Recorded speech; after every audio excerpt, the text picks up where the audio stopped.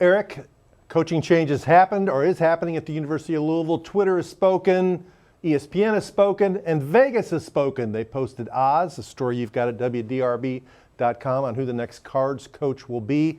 Kenny Payne, Scott Davenport, Kevin Willard on top. At the bottom, Bruce Pearl and Scott Drew. What'd you think of those odds? Well, I think if you look at it, the thing that jumps out at you is that most of the bigger names are at the bottom, and at the top are some names we've talked about, and then some other middle level names. Steve Forbes from Wake Forest is in there. Wes Miller's in there.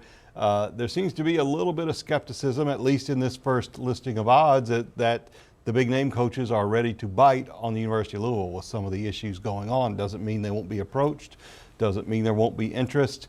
It's interesting that Kenny Payne is at the top of the list, and sometimes you wonder, is he at the top of that list because he's being talked about so much, or because they really believe there's a chance there? So that's interesting. Scott Davenport probably by proximity. It's still early. That's all I would say to people. We're just at the very beginning of this process. We don't even know how long it's going to go, but a lot of basketball to be played. Yeah, I thought it was interesting that Kenny Payne was on top. He's on top of my list, as I think he should be, because he's qualified to do it, and I think he has the great connections here in the community.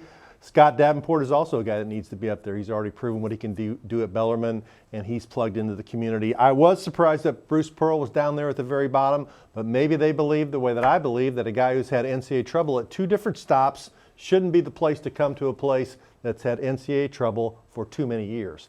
We'll stay on top of this story here at WDRB and WDRB.com. Just click on sports.